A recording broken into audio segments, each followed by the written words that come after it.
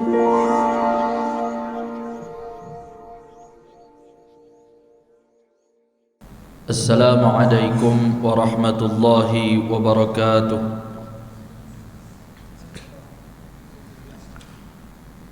Ila hadratin Nabi al-Mustafa Muhammadin sallallahu alaihi wa alihi wa sahbihi wa sallam,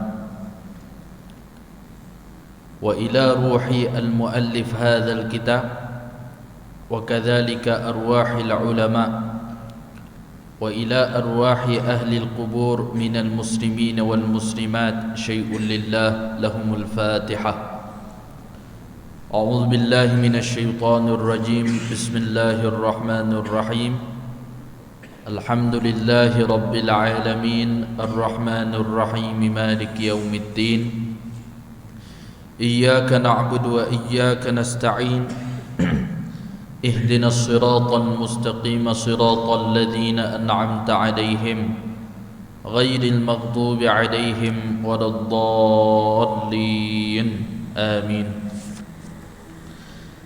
Alhamdulillah wassalatu wassalamu ala rasulillah wa man tabi'ahum wa walah. Subhanaka la ilma lana illa ma 'allamtana innaka antal alimul hakim. Rabbi shrah li sadri wa yassir li amri wahlul 'uqdatam min lisani yafqahu qawli. Wa la hawla wa la quwwata illa billahil 'aliyyil 'azim. ولا حول ولا قوة إلا بالله العلي العظيم. ولا حول ولا قوة إلا بالله العلي العظيم. ربنا افتح بيننا وبين قومنا بالحق وأنت خير الفاتحين. رب يسر ولا تعسر. اللهم رب تمم بالخير يا أرحم الراحمين. أما بعد. Alhamdulillah, setinggi-tinggi ucapan syukur dan berterima kasih kepada Allah Subhanahu wa ta'ala. Pada malam ini masih lagi Allah memberi ruang dan peluang kepada kita untuk meneruskan kehidupan, menikmati segala nikmat yang dianugerahkan oleh Allah. Dan dengan nikmat tersebut, alhamdulillah, dapat sama-sama kita melangkah kaki hadir ke rumah Allah, mengimarahkan dan menghidupkan rumah Allah dengan menunaikan salat fardu dalam keadaan berjamaah. Dan pada malam ni, seperti mana jadual kita, insya-Allah kita akan mempelajari sebuah kitab tauhid yang bernama Kitab Kifayatu Al-Mubtadi, sebuah kitab yang membincangkan tentang pelajaran tauhid bagi memperkukuhkan dan memantapkan akidah ataupun pegangan di dalam hati kita terhadap agama. InsyaAllah pada malam ni kita akan sambung huraian sifat-sifat Allah yang masyhurnya dengan bilangan 13 dan juga 20. Yang malam ni kita menggunakan kitab yang dia menghuraikan tentang sifat 13. Malam ni kita nak sambung sifat yang kelima. Bila sebut kata sifat yang kelima, maknanya 4 sifat kita dah pelajari. Bermula dengan sifat wujud, artinya ada.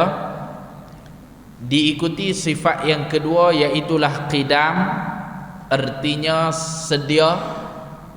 Adanya Allah itu sedia kala lagi, tidak didahulukan dengan tak ada. Yang ketiga iaitulah sifat baqa, artinya kekal. Adanya Allah itu bukan sekadar tidak ada permulaan, tetapi tidak ada penyudah dan tidak ada penghujung, kerana Allah itu sifatnya baqa, kekal sampai bila-bila. Sifat yang keempat yang telah kita pelajari sebelum ni, iaitulah mukhalafatuhu ta'ala lil hawadith, bersalahan ataupun tak samanya Allah Ta'ala dengan makhluk. Allah Ta'ala dengan makhluk tak sama ataupun tak serupa. Itu sifat yang keempat yang mesti kita kena yakin bahawa sifat itu salah satu daripada sifat ketuhanan yang ada pada Allah Subhanahu wa ta'ala. Wujud, qidam, baqa, mukhalafatuhu ta'ala lil hawadith. Selesai 4 sifat. Malam ni kita nak sambung sifat yang kelima.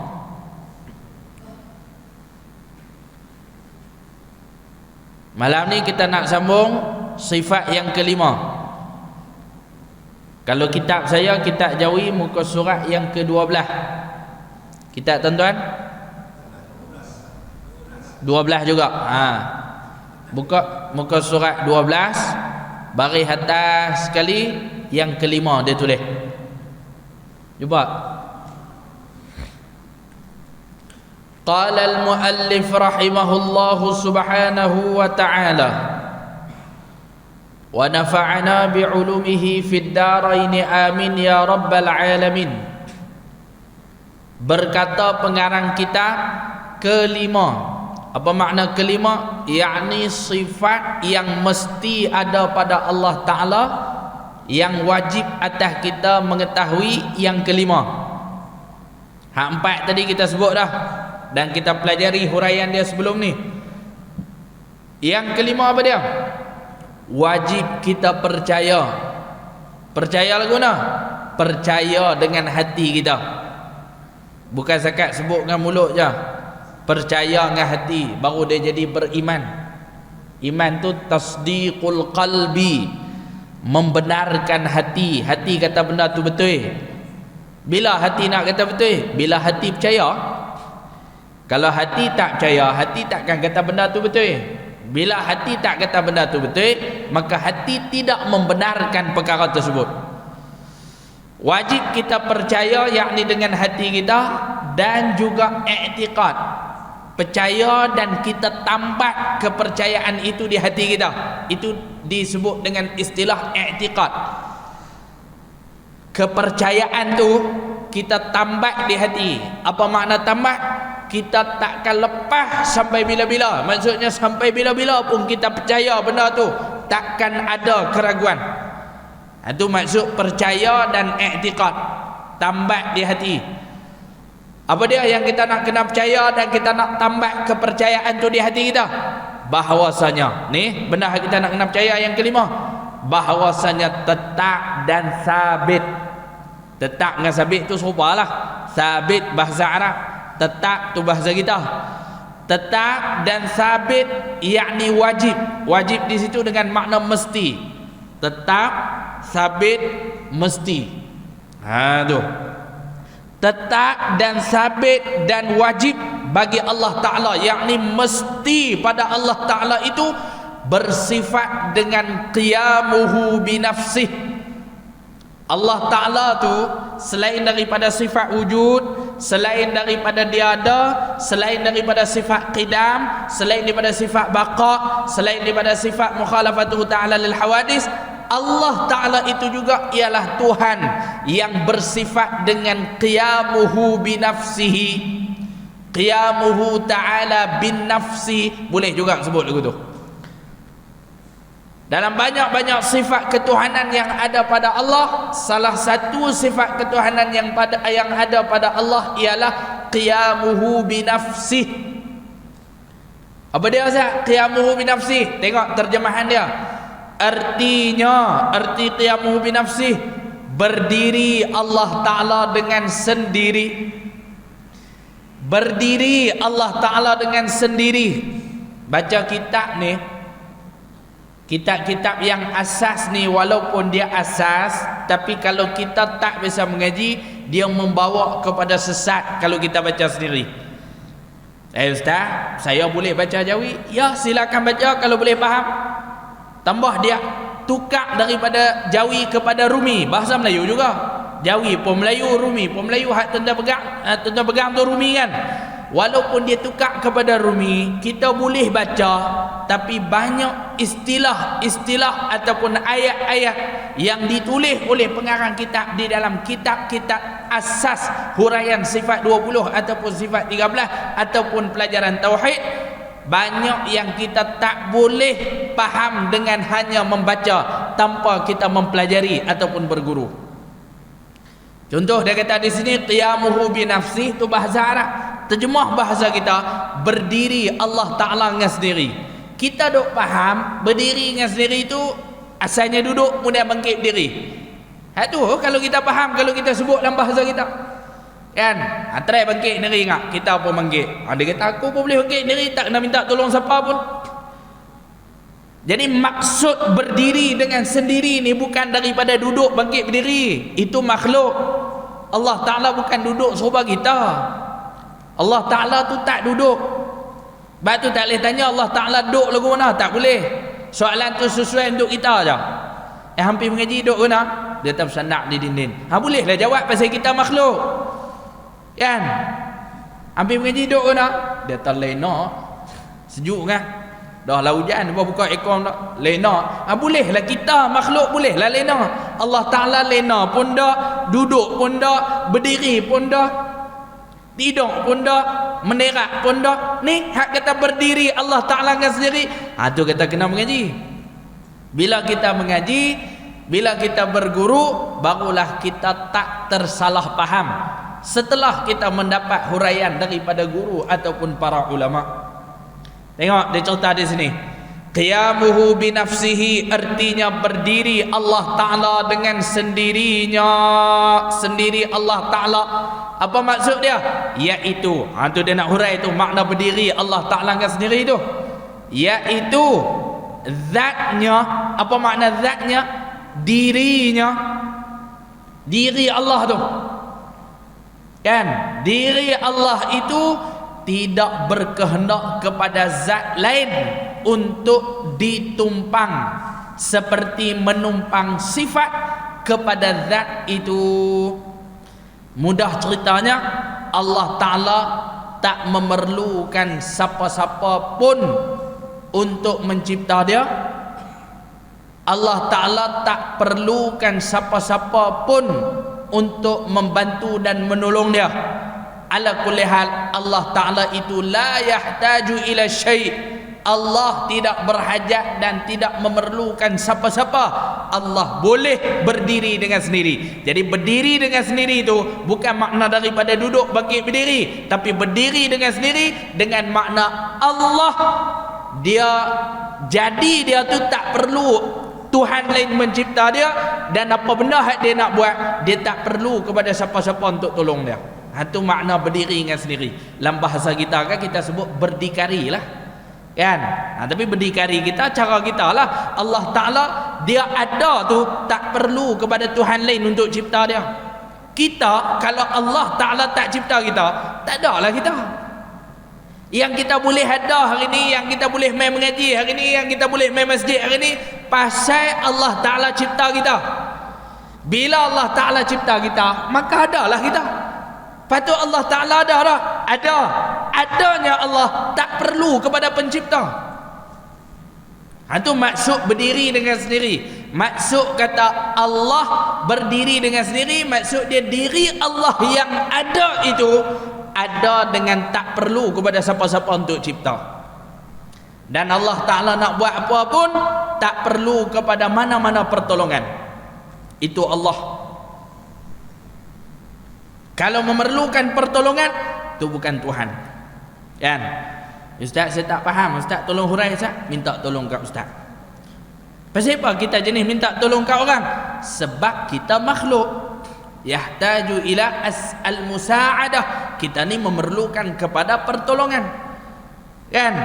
Adapun Allah, dia tak perlu siapa-siapa pun untuk tolong dia. Ustaz, lagu mana Ustaz? Yang Allah Ta'ala tugaskan malaikat Jibril untuk turunkan wahyu. Allah Ta'ala tugaskan malaikat Israel untuk cabut nyawa. Itu bukan Allah Ta'ala minta tolong kah? Tak, yang tu bukan Allah Ta'ala minta tolong. Yang tu Allah Ta'ala arahkan bahagi tugas Allah boleh buat sendiri, tapi nak tunjuk kehebatan dan kekuasaan yang dia ada, bila dia suruh makhluk dia buat, makhluk dia tak boleh kata apa. Kita orang kaya, contoh, tak kaya pun, tapi contoh kata kita orang kaya, boleh main mengaji itu kira kaya lah, kan? Ada pada kalau dia cari duit tak ada nak main mengaji itu tak kaya, tapi kita sampai boleh main mengaji ni kira kaya lah. Baik, kita kaya, kita ada kereta besar dah kaya, takkan nak beli kereta kecil. Beli kereta besar lah, kereta orang biasa-biasa tak pakai ni. Dan bila beli kereta besar, kita buat sendiri apa barang, kan? Kita buat sendiri tak syok, mesti kena ada driver. Baik, bila ada driver tu menunjukkan kata kita hebat kah, ataupun menunjukkan kata kita tak tiwa kita? Bukan menunjukkan kata kita tak tiwa kita, kita reti bawa lebih bagus daripada driver bawa lagi, tapi pasal nak tunjuk kehebatan yang kita ada, kita pakai driver. Dan kita boleh memberi arahan apa pun kat driver tu, ambil kanan, ada apa kanan, dia kata ada jalan dekat kiri, anak jangan ku ke tak, kita boleh tanya dia, kan? Jadi di situ menunjuk kehebatan kita. Allah Subhanahu wa taala dia arahkan malaikat Israel untuk cabut nyawa, dia arahkan malaikat Jibril untuk menurunkan wahyu kepada Nabi dan Rasul yang dilantik oleh Allah. Adakah Allah Ta'ala tak boleh buat benda tu?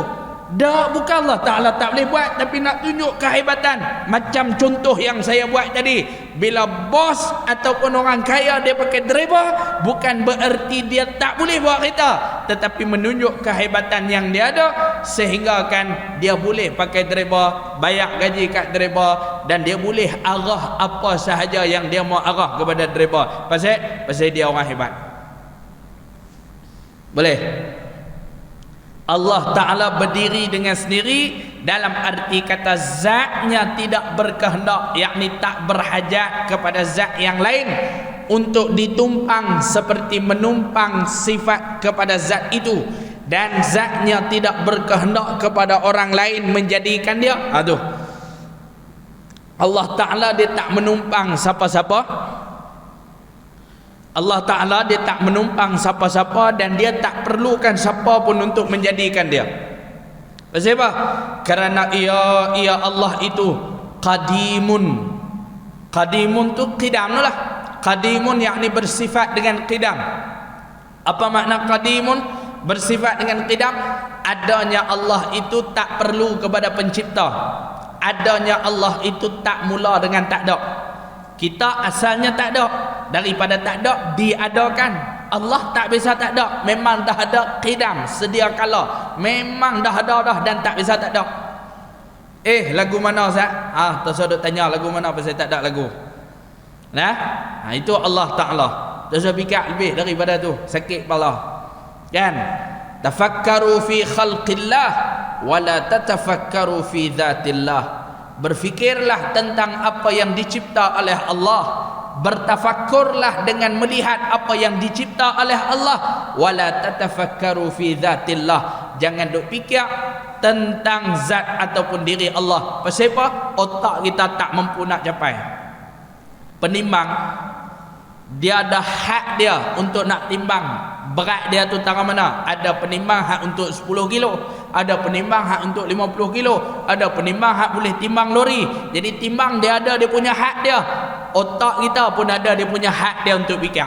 Nak fikir benda hak yang di luar daripada kemampuan otak kita, boleh jadi gila. Tak kira try fikir, hak tu jadi isim ramai dah, kan?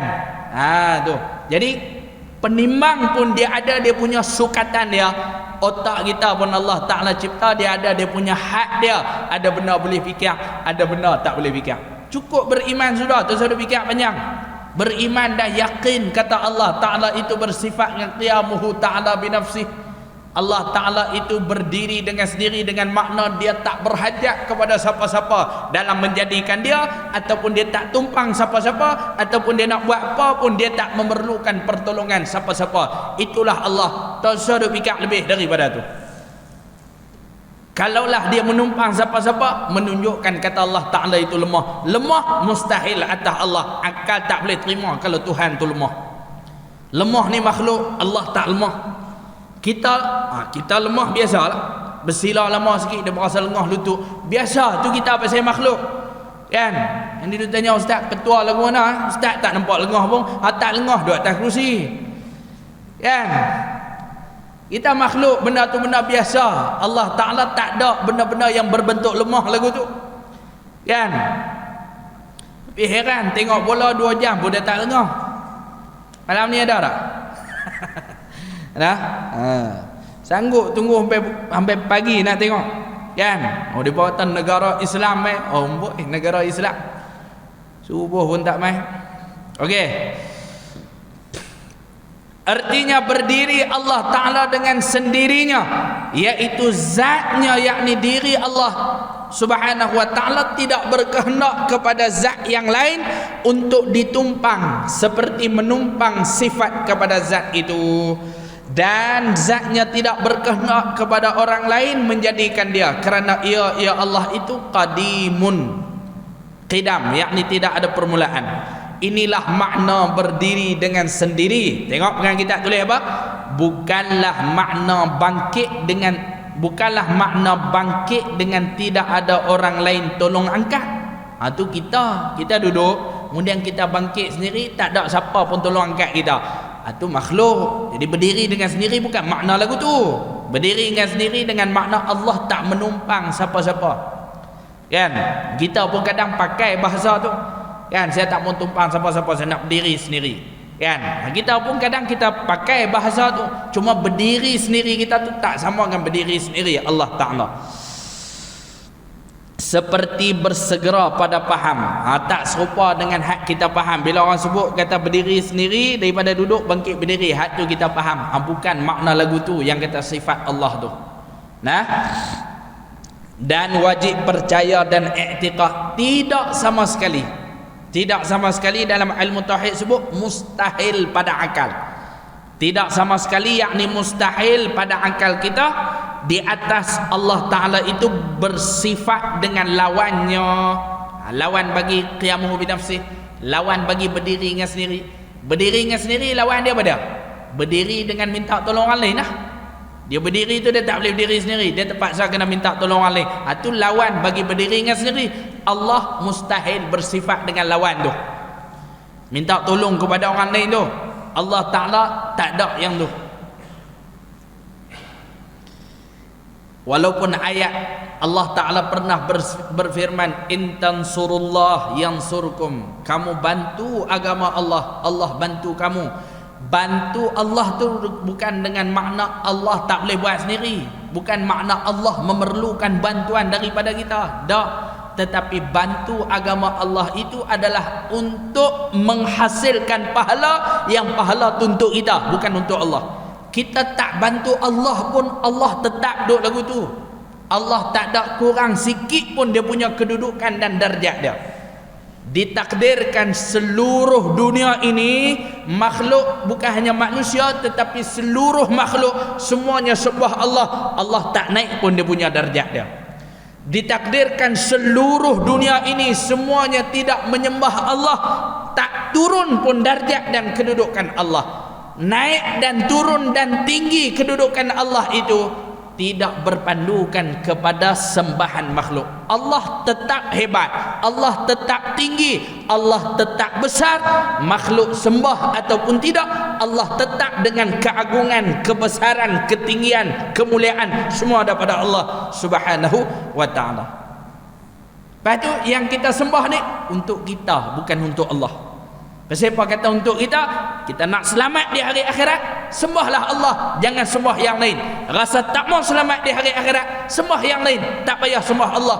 Allah tak perlu pun kita, tetapi kitalah yang memerlukan Allah. Pegang elok-elok yang tu, kan? Sebab tu Allah Ta'ala jangan kira Allah Ta'ala tak heran pun dengan kita, kan?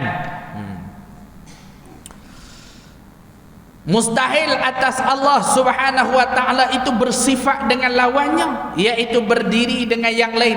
Berdiri hal keadaan minta tolong kepada yang lain, dengan bahawa zatnya, yakni dirinya, diri Allah berkehendak kepada zat yang lain. Dia berhajat kepada Tuhan lain untuk tolong dia. Dah, Allah bukan lagu tu. dan zatnya berkehendak kepada orang yang menjadikan dia. Allah Ta'ala tu ada perlu kepada yang menjadikan dia. Allah Ta'ala bukan lagu tu kan. Allah Ta'ala ada dia tu tidak ada permulaan kan. Dalil dia kalau ada permulaan, setiap benda yang asalnya tak ada nak ada, tentu kena ada yang mencipta. Soalan dia, siapa yang cipta tu? Kita kata Tuhan lain. Tuhan lain siapa cipta pula? Tuhan lain tu siapa cipta pula? Ada tu Tuhan hak satu lagi. Baik, hak satu lagi tu pula siapa cipta? Kan tak habis soalan tu kan. Sampai pagi esok pun duk tanya tu. Dia kata ada satu lagi Tuhan. Satu lagi Tuhan tu siapa cipta? Ada dia kata ada satu lagi. Satu lagi tu hak kita ada. Satu lagi tu siapa cipta? Kan tak boleh nak jawab. Sebab tu akal kita tak boleh terima kalau kata Allah Ta'ala itu ialah Tuhan yang dicipta oleh Tuhan lain kan. Kalau yang jenis dicipta itu makhluk. Allah dia bukan makhluk. Makhluk tu sesuai dengan perkataan makhluk, dia ambil daripada perkataan khalaqa. Khalaqa yakhluqu khalqan fahuwa khaliqun wa dzaka makhluqun. Ini kalau orang biasa mengaji bahasa Arab. Khalaqa maksudnya telah mencipta. Khalqan ciptaan. Khaliq yang mencipta. Allah itulah khaliq, dia pencipta, dia bukan dicipta. Adapun makhluk sesuatu yang dicipta. Kita ni dipanggil makhluk, Allah itu dipanggil khaliq. Allah itu pencipta. Jadi kalau Allah tu asalnya tak ada, benda yang asalnya tak ada, kaedah kata bila nak diadakan tentu kena ada yang mencipta. Lepas tu kalau Allah tu asalnya tak ada, dia nak ada kena ada yang mencipta. Siapa cipta dia? Kita kata Tuhan satu lagi. Kalau lagu Tuhan satu lagi, itulah Tuhan. Yang dicipta ni bukan Tuhan. Tu. Nah, jadi kalau Tuhan dia tak seperti makhluk. Makhluk ni dicipta. Tuhan dia tidak dicipta. Lepas tu lagu mana? Tu dah abang ni tak usah duk fikir lebih pada tu. Kalau duk fikir lebih, otak kita tak mampu nak pi. Dia faham tak bahasa saya ni? Kan? Saya tak pandai cakap banyak, minta maaf lah. Ustaz Haji Farhan dia boleh, saya tak boleh yang tu. Saya bukan Quran punya orang. Nah, jadi saya dengan bahasa saya lah. Tentang bahasa tak apa nak faham, tentunya tukar kitab dan tukar kali tukar baca apa. Cari ustaz yang Quran macam tuan-tuan juga, mungkin boleh guna bahasa yang tuan-tuan nak. Okey.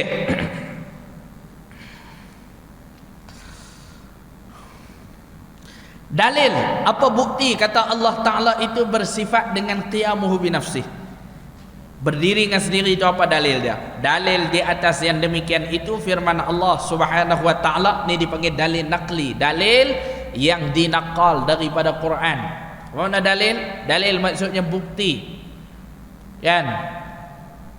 Bukti. Kita duduk di luar, lampu pun semua tutup kan. Mata kita celak tapi lampu pun semua tutup. Kita abang kat mereka, aku tak nampak ni. Sorry, ni gelap ni. Kita abang kat orang, gelap ni. Kita pun tanya dia, apa bukti kata gelap? Try celak mata orang, dia pun celak. Apa bukti kata gelap? Tak nampak. Jadi tak nampak itulah bukti, tak nampak itulah dalil kan. Dia kata di belakang sana tu ada rumah terbakar. Apa bukti kata rumah tu terbakar? Nampak asap. Walaupun tak nampak api, nampak asap tu cukup jadi dalil kata bawah tu ada api. Kita biasa tak tengok Tuhan? Tak bisa tengok.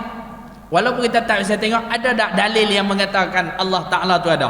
Ada dalil. Ada dalil cukup. Itulah bukti. Bukti yang boleh mengikat kepercayaan itu pada hati kita. Maknanya pegangan kita tu bukan ikut-ikut orang. Entah dah kata Tuhan ada, memang tahu lah, memang aku duduk sembah Tuhan, aku duduk sembah Allah Ta'ala lah, Allah Ta'ala lah Tuhan. Betul ni? Tuhan ni ada, Allah Ta'ala tu ada. Betul. Tahu mana kata ada? Lah, ayah aku lama dah duduk cerita, tak kuat. Sekat ikut orang cerita, tak kuat. Dia tu di kampung tu lembu banyak sungguh. Betul kan lembu banyak? Banyak. Tahu mana kata banyak? Depa cerita, tak ada. Tahu mana di kampung tu lembu banyak? Lah, aku pergi di kampung tu tengok tik lembu penuh. Cukup. Walaupun tak nampak lembu, pergi tengok tik lembu pun cukup dah. Tahu kata kampung tu ada lembu. Jadi, dia pun kata api, ada api tang tu. Tahu mana kata api? Nampak ke api? Tak nampak. Lepas tu, apa bukti kata api ada? Nampak asap. Allah Ta'ala ada kah? Ada. Apa bukti kata Allah Ta'ala tu ada? Ni alam ni benda yang dicipta ni. Takkanlah benda yang dicipta ada, tapi tukang cipta tak ada. Kan? Takkanlah asap ada, api tak ada. Takkanlah tik lembu ada, tapi lembu tak ada. Boleh lah lembu tu dia timbul sendiri. Tapi di kampung tu kata, lembu banyak ni. Dia tanya kita, mana lembu? Dah itu nampak tik lembu penuh. Kampung ni tak ada lembu. Agak-agak boleh percaya. Tu tik lembu tu, dah setengah jam sekali dia timbul. Setengah jam dia timbul. Setengah jam dia timbul. Setengah jam dia timbul. Agak-agak boleh percaya benda tu. Jadi alam ni takkan jadi sendiri. Tentu ada yang mencipta. Yang mencipta itulah Tuhan. Walaupun kita tak bisa tengok Tuhan, tapi tengok benda yang dicipta cukup menjadi dalil ataupun bukti mengatakan Allah Ta'ala itu ada. Jadi bila kita ada dalil, baru kemah kita punya akidah kita, baru kemah kita punya pegangan kita. Kalau tak ada dalil, dipanggil i'tiqad ataupun akidah seseorang yang muqallid. Muqallid maksudnya orang yang bertaklid. Ulama khilaf dalam bab orang yang iman dia itu bertaklid. Percaya tak dengan Allah Ta'ala? Percaya. Lagu mana yang boleh percaya Allah Ta'ala tu? Memang aku percaya Allah Ta'ala tu ada. Apa dalil dia? Dalil aku tak tahu, sebab aku pun ustaz cerita je kata ada. Itu dipanggil taklid, ikut-ikut orang. Dia hanya ikut. Kalau orang kata tak ada, kira tak ada. Ulama khilaf dalam bab sah ataupun tidak iman orang yang bertaklid. Ada ulama yang berpandangan kata tak sah, iman dia tak sah. Ada ulama yang berpandangan kata iman dia masih sah, tapi bahaya. Khuruju minal khilaf aula bihi. Kaedah kata terbit daripada khilaf itu lebih baik. Maka kita keluar daripada khilaf itu, pastikan pegangan dan ikatan kepercayaan di dalam hati kita itu ada dia punya dalil dia. Jangan kita hanya ikut-ikut orang sahaja. Lepas tu nak tahu dalil, tu yang kita gagah main mengaji tu. Walaupun malam ni malam Jumaat, tinggal baca Yasin tu mengaji. Kan? Pasal baca Yasin tak sebenarnya lepas maghrib, lepas isyak pun boleh. Boleh tak baca Yasin lepas isyak ni? Mana lepas isyak nak balik alasan kan? Alasan je tu. Kalau betul lah kita betul-betul nak beramal lepas isyak pun boleh. Masa kan panjang. Tak baca di sini, baca di rumah. Tu hak balik tu nak baca di rumah lah tu. Sambung. Dalil di atas yang demikian itu firman Allah Subhanahu wa taala, la ilaha illallah wal hayyul qayyum. Ayat Quran yang diambil di dalam surah Al-Baqarah yang kita duk baca lepas sembahyang. Allahu la ilaha illa huwal hayyul qayyum. Dia ayat Quran sah. Ayat Quran. Lah saya lama dah duk mengaji, dia pun duk kata ayat kursi ada lah tu. Kan? Dah sampai tak erti beza ayat Quran ni. Nah, baca Quran kan tak baca. Ayatul kursi tu nama ayat, tapi ayat tu duk dalam Quran. Sebab tu dipanggil ayat Quran. Nah. Boleh. Allahu la ilaha illa huwal hayyul qayyum. Dalam ayat kursi kita baca al-hayyu al-qayyum. Ya, dekat al-hayyu tu dibaca dengan baris dhammah ataupun baris depan. Adapun ketika istighfar ikut kaedah yang benar dibaca dengan baris atas. Astaghfirullahal azim alladzi la ilaha illa huwal hayyul qayyum. Saat kami dah baca al-hayyu, hantam bilah kan. Tapi kalau ikut kaedah baca al-hayya, huwal hayyul qayyum. Baca al-hayyu, saya tak kata salah, tuan-tuan silakan. Tetapi kalau ikut yang saya mengaji dibaca dengan al-hayya.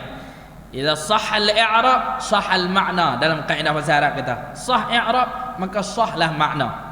Kan? Boleh kalau nak i'rab dibaca dengan al-hayyu, tetapi mengikut yang tepat kata almarhum Syekh Fahmi Zamzam rahimahullah subhanahu wa ta'ala, dia kata pada istighfar dibaca dengan al-hayya, kerana al-hayya itu adalah sifat bagi Allah. Bila dia sifat bagi Allah, maka lihatlah lafaz Allah itu dia baca dengan baris atas ataupun baris depan ataupun baris bawah. Astaghfirullah ka, astaghfirullahu ka, astaghfirullahi. Astaghfirullah penindah. Astaghfirullah, astaghfirullah, betul tak? Sebelum nak sebut al-azim tu, sebelum nak sebut azim tu, ha ka hu ka hi. Ha kan? Bila ha sifat mesti ikut dia. Nah, astaghfirullah al-azima al-hayya al-qayyuma. Lepas tu ayat kursi pasal apa baca al-hayyu? Tengok lafaz Allah. Allah baca pakai apa? Allahu la ilah. Allahu la. Allahu dah Allah bagi hu baru baca al-hayyu. Allah baca ha baru baca al-hayya. Allah baca hi maka dibaca dengan al-hayy.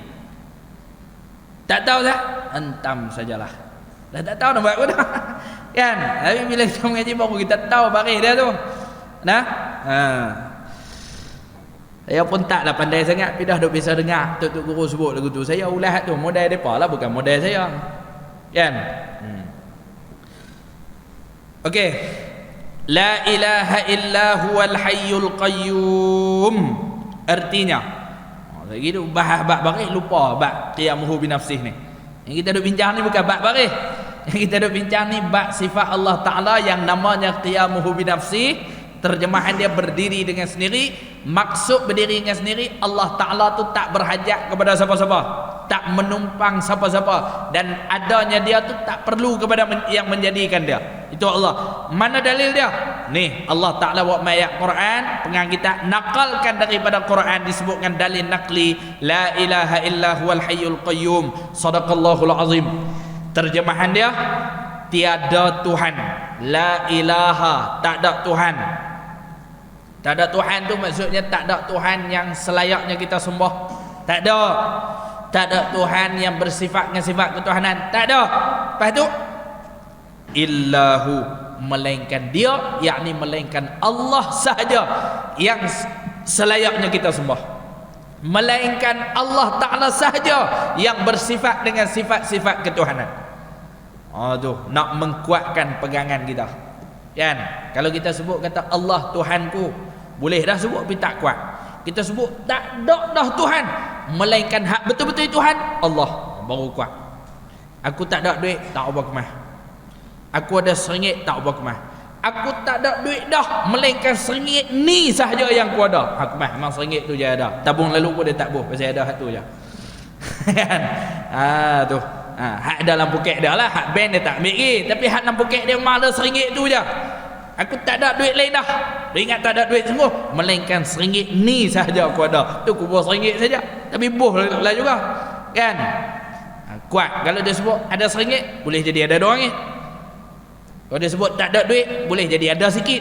Tapi dia sebut tak ada duit dah, melainkan RM1 sahaja aku ada. Kuat dia punya kenyataan tu. Dia buat mai penafian, kemudian setelah itu dia mengisbatkan, menetapkan la ilaha illallah ataupun la ilaha illahu. Tak ada dah Tuhan. Kalau berhenti sekat tu kira tak ada Tuhan, sesatlah. Nafi dulu, tak ada Tuhan yang bersifat dengan sifat ketuhanan, tak ada Tuhan yang selayaknya kita sembah, illahu, melainkan hak betul-betul Tuhan, melainkan yang betul-betul hak kita boleh sembah, hu, dia sahaja, yakni Allah. Hu tu maksudnya dia sahaja, yakni Allah. Lagi, Allah tu siapa? Al-Hayyu, Tuhan yang maha hidup.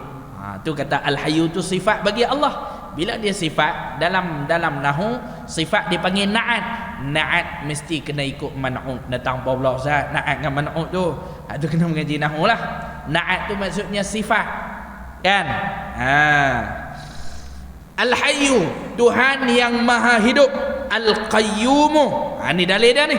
Hak kata Allah Ta'ala qiyamu bi nafsih ni, Allah sendiri sebut, kata dia Tuhan, tak ada dah Tuhan melainkan dia, dan dia Tuhan pula Al-Hayyu yang maha hidup. Al-Qayyumu, lagi pula Tuhan yang berdiri dengan sendiri, tu makna qayyum. Tuhan yang berdiri dengan sendiri, berarti Tuhan yang tidak berhajat dan tak menumpang siapa-siapa. Nah, tu. Tentang kalau seorang lah main mengaji, agak-agak tentang boleh main mengaji seorang je. Hak lain mau tak main, tuan-tuan saja main. Nak tengok siapa semangat. Kan? Seorang saja. Ustaz, saya tak tumpang siapa-siapa. Saya kalau seorang pun saya mengaji. Boleh nak tengok lepas hijab siapa nak mengaji? Seorang ke? Kan? Tengok semua pakat balik. Maknanya kita boleh main mengaji ni, kita tumpang semangat kawan-kawan kita. Kawan kita tumpang semangat kita, kita tumpang semangat dia, saling menumpang antara satu sama lain. Tu kita. Allah dia tak tumpang siapa-siapa, dia berdiri dengan sendiri. Kan? Ada orang nak pergi Mekah nak buat umrah, dia cari siapalah kampung ni hak nak pergi ni. Dia orang nak pergi sendiri ni, dia berasa lain. Sekali semua hak lain tu orang tempat lain. Orang apa nama tempat ni? Matang Jelutong. Orang Matang Jelutong ni tak ada adik-beradik pun tak ada, siapa pun tak ada. Sekali aku apa masalah lagi, aku nak pergi tanya siapa. Dia berasa tak boleh duk kalau dia seorang. Dia rasa dia seorang diri. Maka dia mula tumpang orang lain. Kan? Dia cari dalam kampung tengok siapa yang nak pergi. Dan dia tanya nak pergi bila, tarikh mana, travel mana, berapa duit nak kena pergi. Kan? Nak kena bayar. Pasal apa dia tanya tu? Pasal nak tumpang. Kawan tu pun tumpang orang lain. Dan akhirnya saling tumpang, boleh pergi dah sebiji bah. Kan? Semangat, saling menumpang semangat antara satu sama lain. Dan hak satu bah tu nak pergi tumpang siapa pula? Tumpang kapal terbang. Kau sekat ngebah tu saja tak sampai. Kan? Nak kena tumpang kapal terbang. Maknanya satu bah tu memerlukan kapal terbang. Kalau tak ada kapal terbang, orang dulu kapal laut. Kan? Maknanya nak kena tumpang sesuatu. Saya tak ingat tahun bila hak masuk dalam berita. Ada hak yang seorang tu dia nak pergi berjalan kaki, tak tahu sampai ke tak sampai ke. Berjalan kaki dia nak pergi, siapa tak pasti. Dia masuk berita tu kata kawan tu nak pergi dengan semangat yang dia ada, dia nak pergi berjalan kaki. Lepas tu saya tak pastilah kok maklumat keluar, saya tak tahu, tapi sekarang hari ni saya tak dengar lagi kata kawan hak berjalan kaki tu sampai dak lagi. Ya, kan tuan-tuan ada biasa dengar. Biasa dengar kita berjalan kaki kan? Ada masuk berita dulu, dia nak pergi Mekah, nak pergi haji, berjalan kaki. Biasa dengar tak? Sekitar 4 tahun yang lalu kot. Lebih kurang, sampai tak lagi? Dengar tu tahu dah. Kan? Jadi nadir sangat. Maksudnya kalau Allah Ta'ala izinkan boleh sampai. Kerana sampai tak sampai ni bukan kapal terbang, tu ikhtiar kita, tu usaha kita. Orang dulu tak ada kapal terbang pun boleh sampai. Ikhtiar masing-masing. Maknanya dia nak pergi jalan kaki pun kalau Allah izinkan sampai. Tetapi di segi ghalib, pada kebiasaan ataupun dalam hukum adat kata adatan, di segi kebiasaan berlaku zaman lah nak pergi mesti kena ada kapal terbang. Covid hari tu tak boleh nak pergi. Pasal apa? Kapal terbang parking semua. Kapal terbang pun takutkan Covid juga. Kan? Lah ni yang boleh pergi cucuk vaksin dah kot kapal terbang tu. Nah. Okey. Atau dalil di atas yang demikian itu. Yang pertama tadi dalil yang diambil daripada Quran. Allah Ta'ala sendiri berfirman, Allah cerita tentang diri dia, kata tak ada dah Tuhan melainkan aku saja Tuhan. Allah Ta'ala kata, dan aku Tuhan ni pula sifat aku Al-Hayyu, maha hidup takkan mati, dan sifat aku pula bukan hidup saja, Al-Qayyum, berdiri dengan sendiri. Tu Allah sendiri cerita.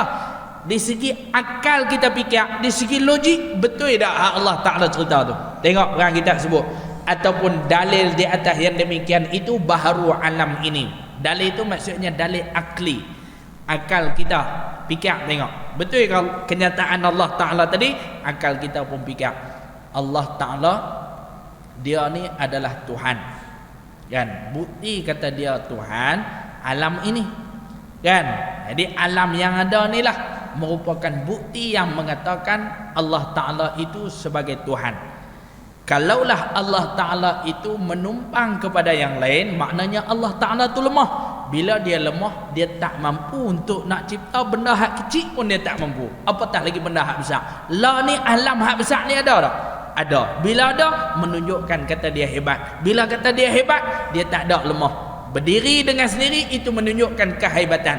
berdiri dalam keadaan menumpang orang lain, itu bermakna kata dia lemah. Kalau lemah, alam ni dia takkan boleh cipta. Lah ni alam boleh cipta tak? Boleh cipta, maknanya dia tak lemah. Kalau tak lemah, tak ada sifat kelemahan pada dia. Tu di segi logik akal.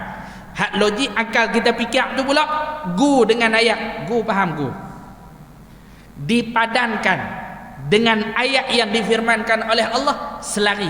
Maksudnya serupa. Allah Ta'ala pun kata dia berdiri dengan sendiri, kita fikir pun kata Allah Ta'ala tu tak lemah. Kan, kalau berdiri dengan menumpang orang lain, maknanya lemah lah. Akal kita tak boleh terima kalau Tuhan itu lemah. Jadi akal kita pun fikir kata Allah Ta'ala tu mesti dia hebat. Bila hebat berdiri dengan sendiri, sesuai dengan kenyataan yang Allah Ta'ala firmankan di dalam Quran, Allah sendiri pun kata dia berdiri dengan sendiri. Jadi akal fikiran mestilah selaras dengan ayat Quran. Kalau kita lari daripada ayat Quran, maknanya akal kita tu ada masalah. Tu hukum akal boleh pakai, tapi hukum akal itu mesti selari dengan ayat Quran. Kalau kata fikir tak serupa dengan ayat Quran cerita, makna fikiran kita salah, akal kita tu tak waras. Dia mesti kena fikir sampai serupa dengan hak Allah Ta'ala cerita. Benda hak boleh fikir lah. Ada benda hak boleh fikir, ada benda hak kita kena terima tanpa kita fikir, ada juga. Kalau kata bab keimanan, boleh fikir dulu sebab dia benda yang jenis percaya. Bila benda hak jenis percaya, kena apa nama ni, kena fikir dulu lah. Bila fikir sesuai dengan logik, go dengan ayat Quran pun boleh selari, tambah di hati kita. Kalau duk fikir dia tak sama dengan ayat Quran, makna fikiran kita bermasalah. Fikir beri sama juga dengan ayat Quran, baru selesai. Ada juga benda yang ditetapkan oleh Allah yang memang akal kita tak boleh nak fikir, memang kena terima 100%. Yang ni dia dalam bab syariat, bukan dalam bab akidah, bukan dalam bab kepercayaan, tapi dalam bab syariat. Dalam bab kita nak melaksanakan apa hak Tuhan suruh. Bila dia suruh buat, tu sudah fikir pasal apa dia suruh. Buat sudah. Taat. As-sam'u wa ta'ah, bersedia untuk mendengar dan bersedia untuk taat. Kan? Tu contoh hak kata benda hak Tuhan suruh buat dan kita tak boleh untuk kita nak fikir. Bila kita batal wuduk, duduk lama ni boleh jadi batal wuduk. Pasal apa batal wuduk? Pasal terbit sesuatu melalui salah satu daripada dua jalan. Tu bahasa kita tu, keluar sesuatu daripada salah satu daripada dua jalan. Kan pening tu, keluar sesuatu maknanya ada benda lah keluar tu. Dia keluar tu kok mana? Keluar daripada salah satu daripada dua jalan. Ada dua jalan, dalam salah satu daripada dua ni ada benda keluar. Benda hak keluar itulah dipanggil sesuatu. Kalau keluar sesuatu daripada salah satu dua jalan ni, maka batallah wuduk. Contoh perkara ataupun sesuatu yang keluar daripada salah satu dua jalan, angin keluar daripada salah satu dua jalan. Jalan mana? Satu jalan highway, satu jalan bawah. Kan? Kubul ataupun dubur, depan ataupun belakang. Kan? Tu jalan dua jalan tu. Keluar angin tu dipanggil sesuatu. Sesuatu tu umum. Dalam banyak-banyak sesuatu tu salah satunya angin. Ghalibnya angin keluar ke mana? Ke belakang lah. Jalan belakang. Boleh nak keluar ke depan pun batal juga. Tapi ghalib kebiasaan dia keluar ke belakang. Kalau keluar ke depan pun batal, ke belakang pun batal. Tapi selalunya keluar ke mana? Keluar ke belakang. Kan? Bila keluar ke belakang, batal lah wuduk. Kalau kita ada wuduk, kalau tak ada wuduk memang tak batal. Dah wuduk tak ada. Ni memang kita ada wuduk. Keluar, kan? Duk berkesok kot ni, berkesok kot apa semua, terlepas. Buat diam je, terus duk cerita apa? Kan? Terlepas. Bila dah terlepas tu batal dah wuduk, batal wuduk. Bila batal wuduk, sekali kita nak sembahyang Isyak. Bila nak sembahyang Isyak, kena ada wuduk. Bila kena ada wuduk, kena pergi ambil wuduk tak? Kena pergi ambil wuduk. Ambil wuduk tu, kita basuh anggota tu, sentuh tak tempat keluar. Pasal apa jadi lagu tu? Hak ni tak boleh tanya, terima sudah. Kan? Hak ni tak boleh tanya, terima sudah. Kita pergi ambil wuduk tu, kita basuh muka. Kan? Lepas basuh muka, kita basuh tangan. Lepas basuh tangan, kita sapu ayak di atas kepala kita ni. Kemudian kita basuh telinga kita. Kemudian kita basuh kaki. Tang tu basuh tak? Tang keluar angin tu. Kalau berak kita basuh, tapi kalau keluar angin, Kalau berak batal, kita pergi basuh hak tu. Keluar angin, kita tak pergi basuh pun. Kan? Boleh pikir yang tu? Tak boleh nak pikir. Tak suruh pikir, benda tu disuruh terima dan tak suruh pikir pun. Kan? Benda hak kita nak pikir benda. Bila Tuhan suruh, tak suruh kata apa. Sebab benda tu benda yang disyariatkan, benda yang ditetapkan, benda yang diperintahkan untuk kita buat. Tak suruh tanya, tak suruh komplain, bismillah, jalan. Kalau kita nak selamat. Kan? Tu. Golongan Bani Israel, bila Allah Ta'ala tentukan sesuatu, mereka tak puas hati, pergi tanya. Tanya tu bukan pasal tak tahu, tanya tu pasal tak mau buat.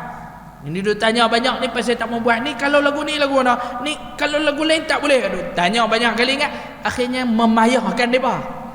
Jadi bab hukum tu sudut tanya banyak, faham? Sudah, tu sudut kuna dan tu sudut komplain, buat sahaja. Kan? Tak tahu tanyalah. Kan? Bila tak tahu tanya, bila dah diberi tahu, tu sudut komplain. Ini pasal apa? Ini awak tak sah. Awak ke pasal apa ke? Tak payah. Itu hukum. Adapun dalam bab kepercayaan, benda hak kita nak tambah di hati, nak bagi kuat, sesuaikan dengan logik akal. Ayat Quran dengan logik akal tu sesuaikan. Kalau duk fikir tak sesuai, makna akal kita tak sampai seperti yang disebut oleh ayat. Fikir lagi bagi sampai juga.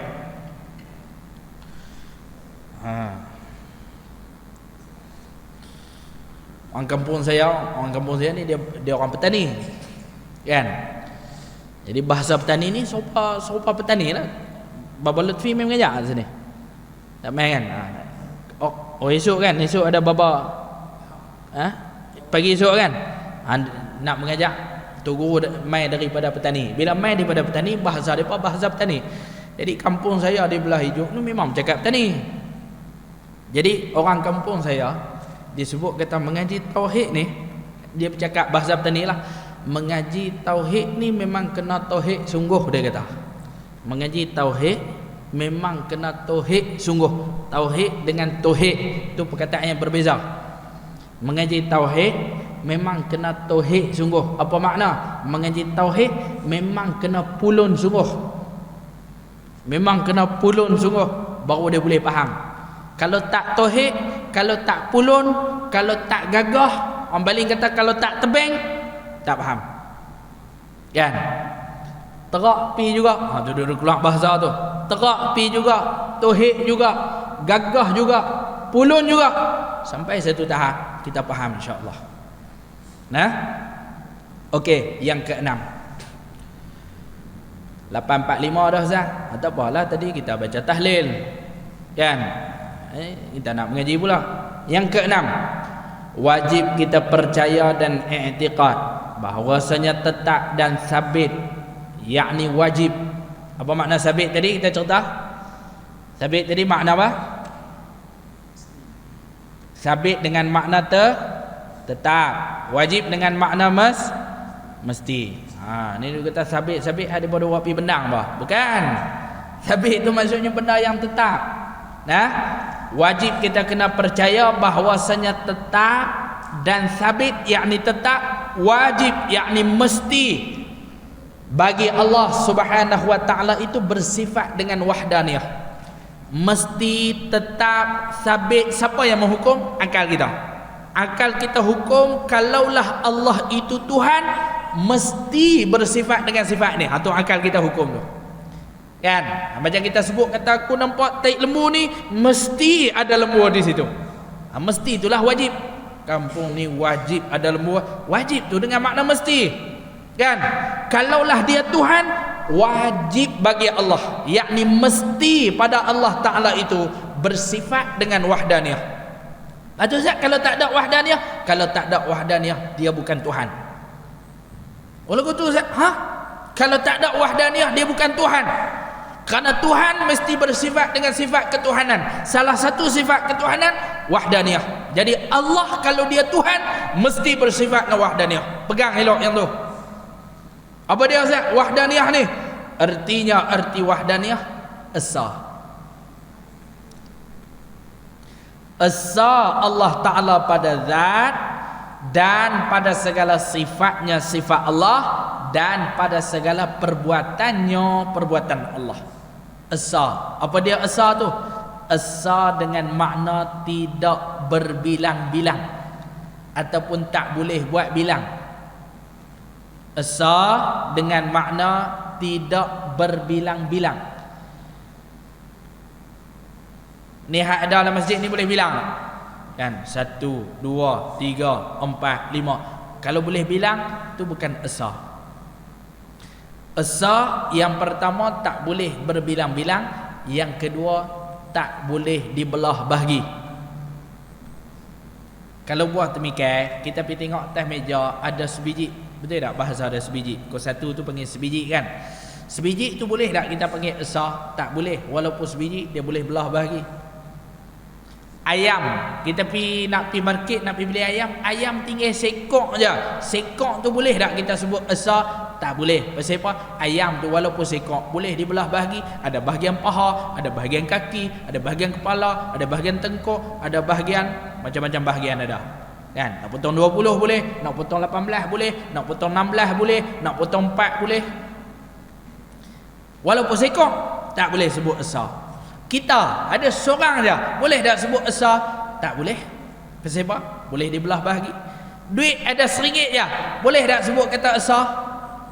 Walaupun orang Kelantan kata sa, sa tu sa dari segi bahasa dia, bahasa tauhid kata esa, RM1 pun bukan esa. Pasal apa? RM1 yang sekeping tu boleh dikoyak dan dibelah bahagi. Jadi yang kata esa itu tak berbilang-bilang, tak boleh dibelah bahagi, tak boleh dikoyak, dan tak boleh dikisik, dan tak boleh diraut. Kisik dengan raut serupa kot. Tuan-tuan ada batang kayu besar tu, tuan-tuan nak dia 4 segi, nak beri jadi bulat tu kita apa? Raut kan? Bahasa kampung kami kata kisik. Kisik dah beri jadi bulat. Itu bahasa petani lah. Kan? Sini kata raut. Ada satu lagi, kau tu lain. Ada. Nah. Kau tu cedok kan? Sakau? Itu tajuk lain. Aduh. Okey, esa. Esa dengan makna tak berbilang-bilang, tak boleh dibelah bahagi, tak boleh dikisi. Tu esa. Kan? Jadi Allah tak serupa kita. Sebab tu sifat yang kita sebut hari tu mukhalafatuhu ta'ala lil hawadis. Allah tak serupa dengan kita. Kita walaupun kita seorang ni, kan? Ustaz seorang je. Walaupun seorang boleh sebut esa tak? Tak boleh. Ustaz ada bahagian kepala, ada bahagian tangan, cuma tak belah je, tapi bahagian tu ada. Allah tak boleh dibelah bahagi macam kita makhluk ni. Kan? Tengok dia kata di situ esa pada zatnya, yakni esa pada dirinya. Diri Allah tak berbilang-bilang dan tak boleh dibelah bahagi. Esa pada setiap sifat. Tu esa pada segala sifat, yakni pada setiap sifat. Bukan makna sifat tu tak berbilang, tapi sifat dia tu kalau sifat kudrah sahaja pada Allah, tidak ada pada yang lain. Kalau kata Allah pun ada kudrah, yang lain pun ada kudrah. Kudrah Allah dengan yang lain tu serupa, tu berbilang lah tu.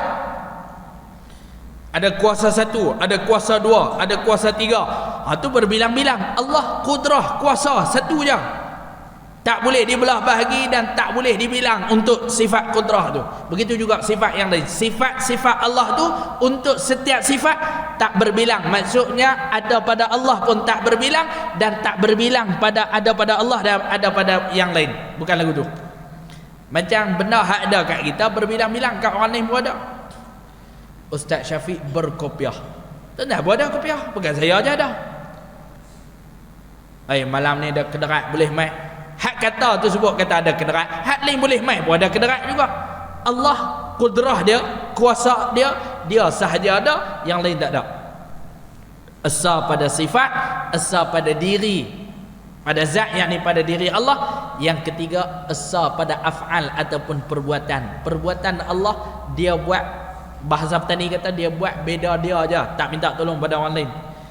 Kita kan nak buat siap masjid ni kan, kapek orang lain buat, kubah orang lain buat, sistem mikrofon orang lain pasang, wiring orang lain, aircon orang lain, meja orang lain, kerusi orang lain, hak semayang orang lain juga.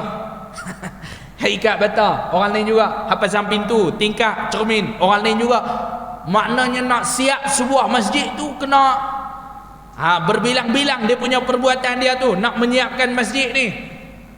Tu sekat dia saja boleh buat tak? Ustaz, tempat tu dia seorang yang buat. Baik, kalau dia seorang buat, dia perlu kepada benda, perlu kepada jentera tak? Kering kan, nak angkat bumbung, nak angkat apa nama ni, kan dia boleh angkat sendiri apa? Kubah tu boleh angkat daripada bawah tu kan. Dia beramai macam di Indonesia ke apa tu, la ilaha illallah, la ilah cukup berapa ribu duk la ilaha illallah, dia naik sendiri tak di atas tu. Try buat tengok. Kalau kata jadi di sini nak panggil kak pergi di tempat saya, tak kena panggil crane lah, abang sewa apa-apa. Ada duk la ilaha illallah, kaya dia kalau lagu tu kan.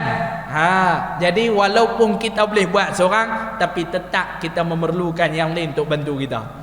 Sampai kita nak paku benda pun perlu kepada mertun tu. Sini panggil apa? Hammer kan. Nak paku apa tu kami panggil mertun, penukul. Sebut bila apa pun, tapi perlulah benda tu. Maknanya tak boleh buat seorang kedai ketuk dengan tangan nak paku tu. Bahkan paku tu pun kita perlu. Saya pergi masjid di belah petani, saya tak ingat nama tempat tu. Masjid tu usia dia lebih kurang 400 tahun. Dia pakai kayu, tak pakai paku. Dahsyat. Orang dulu punya seni. Masjid umur dia 400 tahun. Tuan-tuan umur apa? Ada umur 400 tahun main ni. Kan? Masjid kita berumur berapa aja, kita pun berapa tak sampai setahun lagi kita. Kan? Depa kata hak dalam Malaysia ni Datuk Mahathir lah, berumur dah pun tak sampai 100 ni. Kan?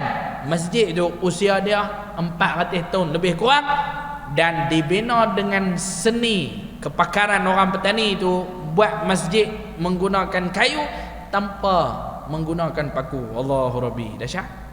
Nak pergi abang kat saya kita buat rombongan. Tak? Tapi walaupun tak perlu paku, dia perlu tak kayu? Perlu juga. Kan? Allah bayangkan dia buat bumi ni apa pun tak ada, dia boleh cipta daripada apa pun tak ada, 100% tak ada, cipta boleh jadi. Kita nak buat rumah, hardware kata saya tak mau jual bata, agak-agak boleh buat. Dia tak apa, kami boleh buat bata sendiri. Nak buat mana? Pergi cari pasiak pun tak ada, pergi di sungai tak ada, pergi di hardware tak ada, mana pun tak ada. Pasiak tu kita kena buat sendiri, boleh. Simen pula, simen nak buat kena pergi cari batu pun tak ada. Allah Ta'ala dia buat bumi ni apa pun tak ada. Tu kata asa pada af'al. Dia boleh buat tanpa perlu orang tolong, dia boleh buat sendiri, dan dia tak perlukan apa pun. Nak cipta ni kena ada ni, nak cipta ni kena, tak perlu. Walaupun Allah Ta'ala cipta manusia, Nabi Allah Adam tu dicipta daripada tanah, bukanlah Allah memerlukan tanah itu. Allah boleh sahaja mencipta manusia tanpa menggunakan tanah, tetapi Allah ambil tanah tu sebab ada rahsia daripada ciptaan itu. Bukanlah Allah perlukan kepada tanah. Bukti dia, tuan-tuan menikah, isteri tuan-tuan ada anak, siapa pergi sumbat tanah dalam perut isteri tuan-tuan? Mereka kata isteri kawan, minta maaf nak saya tepat saya guna istilah ni, dia kata isteri kawan tu mandul, nak buat guna pergi sumbat tanah dalam tu. Agak-agak boleh keluar tak budak? Agak-agak boleh keluar tak budak? Tak. Maknanya tak ada tanah pun Allah Ta'ala boleh cipta manusia. Allah Ta'ala cipta Nabi Adam daripada tanah, tapi Allah Ta'ala cipta Sayyidatina Hawa bukan daripada tanah, daripada tulang rusuk Nabi Allah Adam. Mereka kata nak jadikan manusia kena ada mak dan ayah, kena ada pasangan yang bersetubuh, baru boleh dapatkan anak. Sayyidatina Maryam, mak kepada Nabi Allah Isa alaihi salam, Allah Ta'ala nak tunjuk kekuasaan dia tanpa suami, tanpa ayah. Sayyidatina Maryam dia ada dia punya ayah dia, tapi tanpa suami. Sayyidatina Maryam boleh melahirkan seorang anak yang cukup baik, dipilih menjadi nabi pula, disebut dengan panggilan Isa bin Maryam, Isa bin Maryam. Kita nak bunyi bin mak kita bila kita mati, baru orang baca talqin bin dengan mak kita. Nabi Isa ada dengar cerita kata dia meninggal? Tak lagi kan. Tapi pasal apa dalam Quran sebut wa idz qala Isa bin Maryam, buh bin mak siap-siap dah. Pasal apa? Pasal tak ada ayah. Allah punya kuasa boleh cipta manusia tanpa ayah. Allah Ta'ala punya kuasa boleh menghamilkan ataupun bagi perempuan mengandung tanpa bersetubuh dengan seorang lelaki. Bukan kata Sayyidatina Maryam pergi zina dengan siapa, tak, tapi itu kuasa Allah Subhanahu wa Ta'ala. Normalnya kena ada suami isteri yang bersetubuh ataupun lelaki perempuan yang bersetubuh baru boleh jadi. Itu secara logiknya Allah boleh buat di luar daripada logik. Allah boleh buat di luar daripada kebiasaan. Itu kuasa Allah. Nabi Adam dicipta daripada tanah, tak perlu kepada mak dan ayah. Lagi dahsyat, tadi tak ada ayah je, ada mak. Nabi Adam siapa mak dia dan siapa ayah dia? Dia baca sejarah Nabi Adam bin Bah. Dia nak bagi kerja rumah kat tuan-tuan, saya bagi setahun. Tahun depan saya tanya. Oh, bulan depan lah, tahun depan tu. Bukan lama sangat pun, tahun depan ni kerja rumah ni. Siapa dia boleh jawab? Kira nanti kenuri banyak lagi tabuh di depan tu. Dia sapu semua makanan tu. Kan? Siapa tak boleh jawab, tunggulah masjid, tak boleh balik. Apa dia Ustaz? Soalan dia mudah je. Nabi Adam bin Bah. Oi, dia kata jenah cari Ustaz. Nak cari tang mana dah, memang tak ada ayah. Nak buh bin mak tak ada, nak buh bin ayah tak ada. Kehebatan Allah Subhanahu wa Ta'ala boleh cipta manusia daripada tanah. Kehebatan Allah boleh cipta manusia yang tak ada mak tapi ada bapa. Siapa? Sayyidatina Hawa. Mai daripada Nabi Allah Adam. Nabi Adam itulah dianggap bapa dia. Pasal mai daripada Nabi Adam ada bapa tak ada mak. Nabi Adam tak ada bapa tak ada mak. Sayyidatina Hawa ada bapa tak ada mak. Nabi Allah Isa ada mak tapi tak ada bapa. Yang lain ada mak dan ada bapa. Allahu Rabbi. Dahsyat tak ciptaan Allah? Esanya Allah Subhanahu wa Ta'ala pada af'al ataupun pada perbuatannya. Kesimpulannya, tambah di hati kita antara sifat ketuhanan yang ada pada Allah, yang mesti ada pada Allah, yang menjadi pegangan dan i'tiqad dan kepercayaan kita. Allah itu ialah Tuhan yang bersifat dengan wahdaniyah dengan makna esa di situ dengan makna esa pada zat, pada diri Allah, esa pada sifat yakni sifat Allah, esa pada af'al yakni perbuatan Allah Subhanahu wa Ta'ala. Maka esa Allah Ta'ala pada zatnya itu ada mempunyai dua makna. Esa pada zat ada dua makna. Apa dia dua tu? Tunggu tahun depan. Tanda situ. Jadilah pukul 9. Nah, wallahu Subhanahu wa Ta'ala a'lam. Saya minta maaf tuan-tuan, malam ni ambil masa lebih sikit pasal tadi tuan-tuan buat tahlil dulu. Boleh nak baca sat, duduk lebih kurang 5 minit saya berhenti. Sat tuan-tuan kata amboi berkira Ustaz ni. Boleh lah, tapi dah kita pun main jauh. Tuan-tuan pun lama-lama sekali tak jumpa saya. 2 bulan dah kita cuti hari tu. Kan? Yang pertama di pondok saya ada program. Kan? Yang kedua kita kalut raya itu ni. Allah dah lepas raya dah. Habis raya apa semua boleh jumpa. Ni nak cuti hari tahun pula. Tahun depan tu kita nak jumpa pula tu. Tu lama sikit malam ni. Nah, tuan-tuan tolong doa. Minggu depan insya-Allah saya akan berangkat ke umrah bersama dengan rombongan kami. Moga-moga berkat doa tuan-tuan malam Jumaat ni Allah Ta'ala permudahkan urusan kami, perjalanan kami beribadah di sana sampailah selamat balik dan boleh jumpa balik tuan-tuan.